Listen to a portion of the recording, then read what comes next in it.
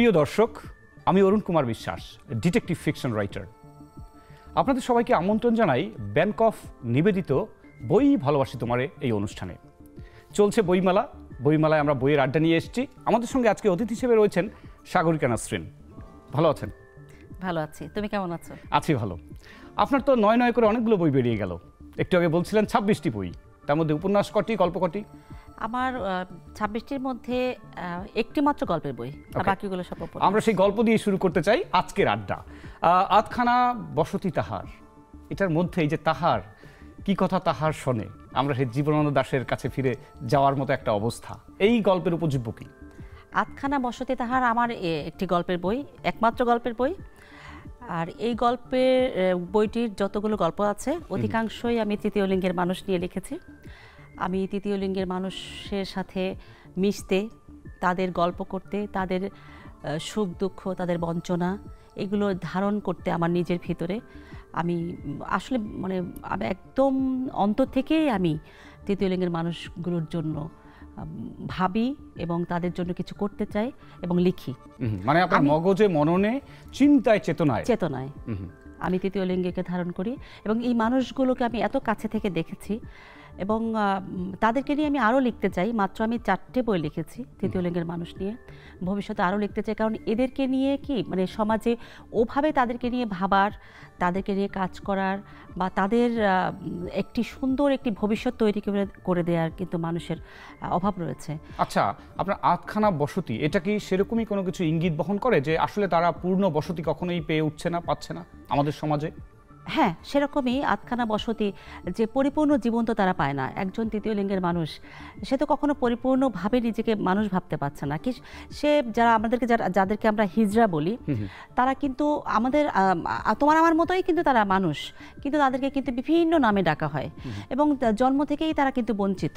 তারা পরিবার থেকে বঞ্চিত, সমাজ থেকে বঞ্চিত, প্রত্যেকটা জায়গায় কিন্তু তারা অবহেলিত। তো এই যে তাদের বুকের যে হাহাকার, বঞ্চনা, এখন তারা তো সৃষ্টি স্রষ্টারই, এবং এক্ষেত্রে তাদের কিন্তু তেমন কোনো দায় নাই। না, তাদের তো কোনো দায় নেই। জন্মের জন্য তুমি যেমন জন্ম নিয়েছো একটি পরিবারে, তারাও কিন্তু একটি পরিবারেই জন্ম নিয়েছে এবং পরিবারে জন্ম নিয়ে পরিবারের মানুষগুলো কিন্তু তাদেরকে মানুষ ভাবছে না। এবং যখন চারপাশের মানুষগুলো তাদেরকে বিচ্ছিন্ন করে দিচ্ছে, একদম সমাজ থেকে বিচ্ছিন্ন করে দিচ্ছে, তখন পরিবারের মানুষগুলো চিন্তা করে যে সে এমনও চিন্তা করে যে মরে যায় না কেন, মরে গেলেই বরং বেঁচে যাব। তো এই দায়টা তাদের না, তো তাদের তো কোনো দায় নেই। সে তো স্রষ্টার সবার সৃষ্টির মতো সেও অমর সৃষ্টি, আমি বলবো আশরাফুল মাখলুকাত। তো আশরাফুল মাখলুকাত হিসেবে আমি যেমন সম্মান নিয়ে বাঁচতে চাই, তুমিও চাও, আমরা সবাই কিন্তু সম্মান নিয়ে বাঁচতে চাই। কিন্তু তৃতীয় লিঙ্গের মানুষগুলো কিন্তু এভাবে সম্মান নিয়ে বাঁচতে পারে না, তাদেরকে বাঁচতে দেওয়া হয় না। প্রতিনিয়ত তাকে মনে করিয়ে দেওয়া হয় যে তুমি আমাদের চেয়ে আলাদা, তুমি আলাদা, তুমি অন্য আরও 10 জনের মতো মানুষ না, তুমি ডিফারেন্ট টাইপের মানুষ। এবং এই যে কষ্টটা তাদের, যে এটা ভয়ঙ্কর একটি কষ্ট, যেটা আসলে আমাদের পক্ষে বুঝে ওঠাও অনেক কঠিন। একটা তার কি একটা অন্য একটি মানুষকে সে ধারণ করছে তার শরীরে। শরীর কিন্তু তার অবয়বটা একরকম, স্ট্রাকচার একরকম, কিন্তু সে ভিতরে লালন করছে আরেকজন মানুষকে। এবং এটাকে অনেক সময় বলা হয় যে লাশ বয়ে বা নিজের লাশ নিজের কাঁধে বহন করছে তারা। এই জীবন কিন্তু অনেক কষ্টের, অনেক ভয়ঙ্কর জীবন মৃত, যেটাকে আমরা বলি, বেঁচে আছে কিন্তু জীবন মৃত। আচ্ছা, আপনার এবারের বইমেলার বই নিয়ে একটু শুনতে চাই। বইটি এখনো হয়তো পৌঁছায়নি, 2-1 দিনের মধ্যে প্রকাশিত হবে। সেই বই সম্পর্কে একটু জানতে চাই, কি নাম? এবারে আমি যে উপন্যাসটা লিখেছি, কেউ কথা কয়।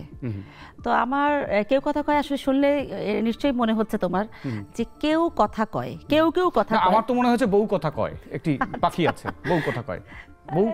কেউ কথা কয়, এ থেকে আমার কাছে মনে হচ্ছে কেউ কথা কয়, সবাই কথা কয় না।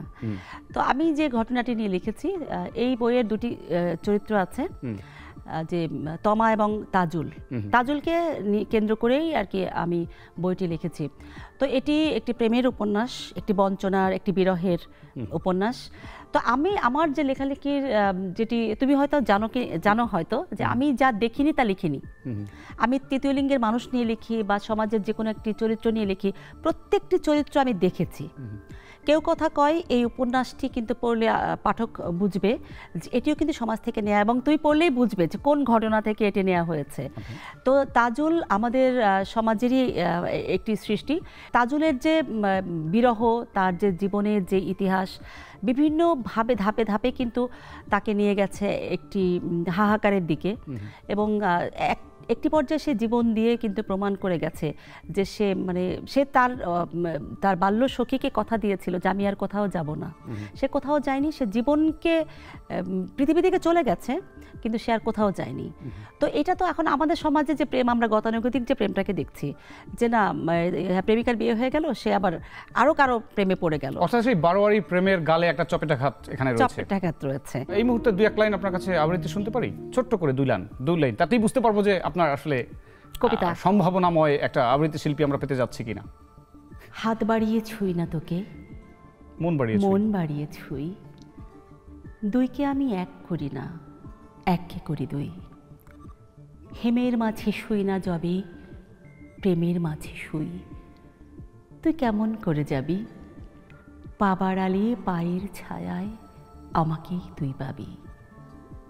তবুও তুই বলিস যদি যাই, দেখবি তোর সম্মুখে পথ নাই, তখন আমি একটু ছুব, হাত বাড়িয়ে জড়াবো তোর বিদায় দুটি পাই। নির্মলেন্দু গুণের কবিতা, অনেক ধন্যবাদ। তুই উঠবি আমার নাই, অনেক সুন্দর হয়েছে। আমার বৈতরণী নাই, নায়ের মাঝে বসবো বটে, নায়ের মাঝে শুব, হাত দিয়ে তো ছোব না মুখ, মন দুঃখ দিয়ে ছোব। ধন্যবাদ। এবং আচ্ছা, আমার এখানে একটা প্রশ্ন আছে, আপনি লিখতে লিখতে যখন টায়ার্ড হয়ে পড়েন অথবা কবিতা পড়তে পড়তে তখন আপনার একটু ইচ্ছে হয় না যে কিছু একটা পান করি, তেষ্টা? হ্যাঁ, আমি তো চা কফি, এটা তো আমি তো মনে করি যে সব রাইটারই তার লেখার আমি সাথে। একজন লেখকের নাম বলতে চাই, এটা হয়তো আরো কয়েকবার বলবো, আর্নেস্ট হেমিংওয়ে কফির প্রতি এতটাই আসক্ত ছিলেন, ওনার নামে একটা ব্লেন্ডস আছে, ওটার নাম হলো হেমিংওয়ে ব্লেন্ডস। এবং উনি যখন ফ্রান্সে, উনি তো আসলে আমেরিকান, যখন ফ্রান্সে এলেন উনি একটা ক্যাফেতে প্রায় যেতেন।